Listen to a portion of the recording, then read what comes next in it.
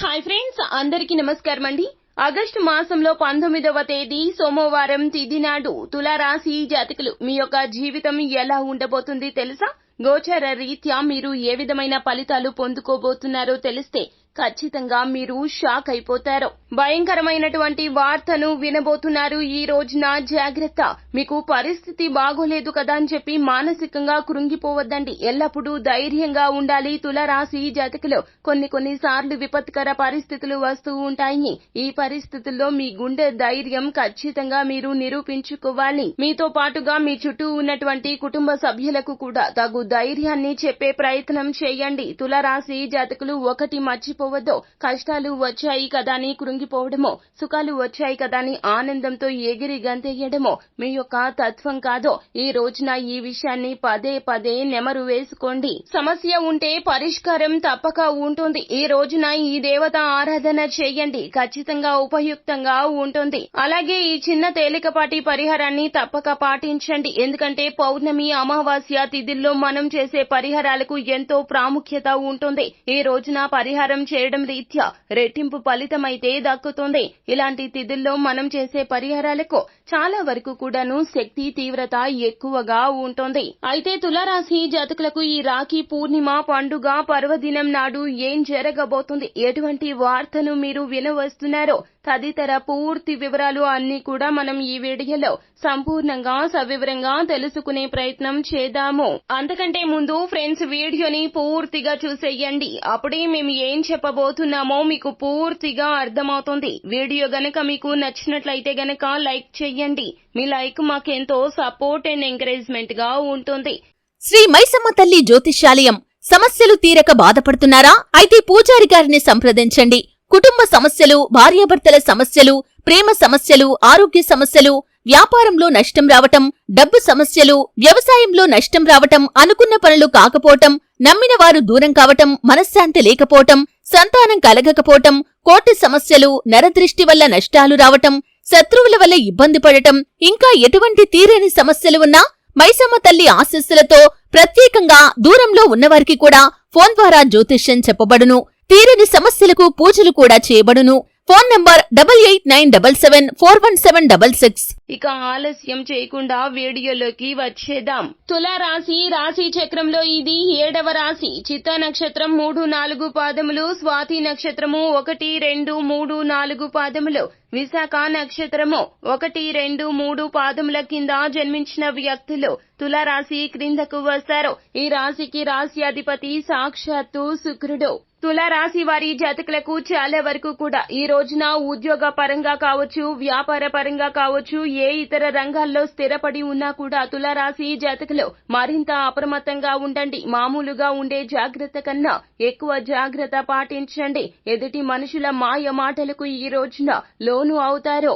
ఎవరు ఏది చెప్పినా గుడ్డిగా నమ్మొద్దు. ఎవరి విషయంలో కూడా ఏది చెబుతున్నా, వారు ఎంత గట్టిగా చెబుతున్నా కూడా అందులో నిజం ఎంతో తెలుసుకునే ప్రయత్నం చేయండి. అలా కాకుండా నమ్మకమే ఊపిరిగా సాగే తులారాశి జాతకులు ఈ రోజున ఏ మాత్రం అప్రమత్తంగా ఉన్నా, ఎదుటి వారి మాటలను పరిగణలోకి తీసుకుని నిర్ణయాలు తీసుకున్నా చాలా వరకు ఈ రోజున ఇబ్బందులు ఎదుర్కోవాల్సి వస్తుంది. పై అధికారులు మిమ్మల్ని మాటలతో చాలా బాధ పెడతారు. వారి యొక్క మాటల రీత్యా మీరు ఉద్యోగం వదిలి వచ్చేద్దాము అనుకునే తరుణం కూడా వస్తుంది. ఈ రోజున పై అధికారులు చాలా వరకు ఈ రోజున మిమ్మల్ని, మీ యొక్క పనితీరును కూడాను వేలెత్తి చూపించే ప్రయత్నం చేస్తారు. నూతనంగా ఉద్యోగంలో జాయిన్ అయినటువంటి తులారాశి జాతకులు ఇంకాస్త అప్రమత్తంగా ఉండాలి. అక్కడి పరిస్థితులకు మీరు అలవాటు పడక మునిపే మీ యొక్క ఉద్యోగం పోయే ప్రమాదం కూడా ఎక్కువగా కనిపిస్తోంది.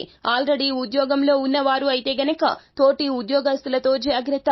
వారు చేసిన తప్పుకు మిమ్మల్ని భారీ మూల్యం చెల్లించే విధంగా మీ యొక్క జీవితంలో ఒక అలజడి సృష్టిస్తారు. ఈ యొక్క వార్త మిమ్మల్ని చేరుకునేటప్పటికే అంతా అయిపోతుంది. చేతులు కాలాక ఆకులు పట్టుకున్న చందాన తులారాశి వారి జాతకులకు ఈ రోజున అయిపోతుంది. కాలం కలిసి రాదండి. కావున మీరు ఏమిటంటే గనక మీ యొక్క పనితో పాటుగా ఎదుటి వారి యొక్క పనిని కూడా గుర్తిస్తూ ఉండండి. ఎదుటి వారి ఎత్తులను చిత్తులు చేసే ప్రయత్నం చేయండి. తెలివితేటలను ఈ రోజున బహుగా వాడాలి తులారాశి జాతకులు.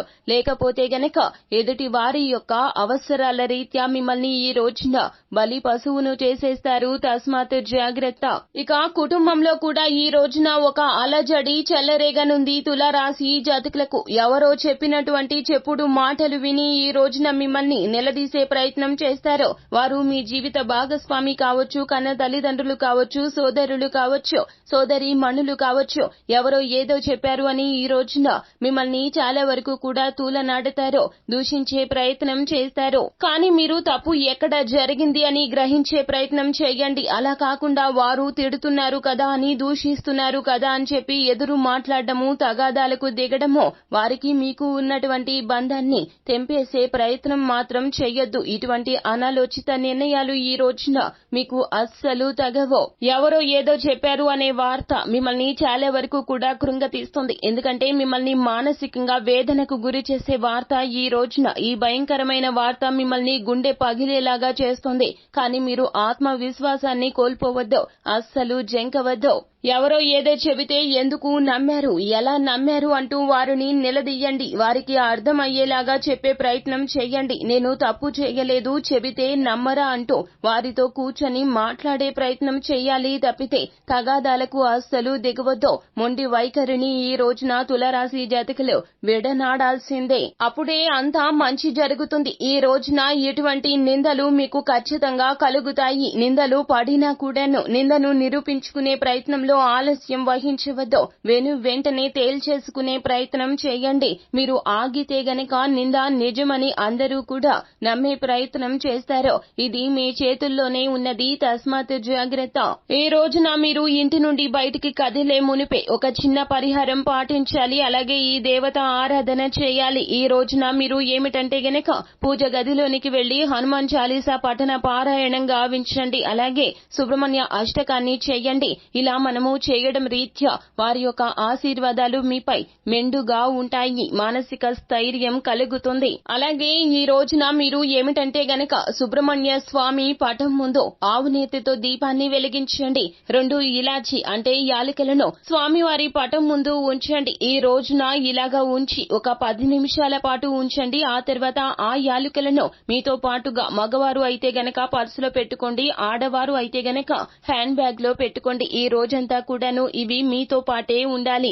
ఇక రాత్రికి తిరిగి ఇంటికి వచ్చిన తర్వాత మీరు ఏమిటంటే గనక స్నానానికి వెళ్ళక మునుపే ఆ 2 యాలకులను తీసుకొని ఇంటి నుండి బయటకు వచ్చి ఎక్కడైనా నిర్జన ప్రదేశంలో పడవేయండి. లేదా ఇంటికి వచ్చేటప్పుడే ఎక్కడైనా పారే నీరు ఉంటే గనక అక్కడ విడిచిపెట్టేసి వెనుదిరిగి చూడకుండా ఇంటికి వచ్చేయండి. ఈ రోజున మీ మీద ఉన్నటువంటి దృష్టి మొత్తం కూడా అవి ఆకర్షించేసుకుంటాయి. మీ మీద ఎవరైనా ఏదైనా చెడు ప్రయోగాలు చేసి ఉండవచ్చును, లేదా ఆకస్మికంగా ఏదైనా సరే మీరు తొక్కడం రీత్యా ఎక్కడెక్కడికో వెళ్తూ ఉంటారు పనుల మీద. ఈ రోజున ఎక్కడికైనా వెళ్లవచ్చును, ఏదైనా తొక్కవచ్చును. తత్ఫలితంగా జరిగే చెడు ఫలితాల నుంచి కూడాను బయటపడిన వారు అవుతారు. ఈ రోజున ఖచ్చితంగా ఈ చిన్న తేలికపాటి పరిహారాన్ని పాటించాల్సిందే తులారాశి జాతకులు. ఇలా చేస్తేనే పరిస్థితులు అదుపులోకి వస్తాయి. ఈ రోజున గుర్తు పెట్టుకోండి, ఈ జాగ్రత్తలు తప్పక పాటించండి.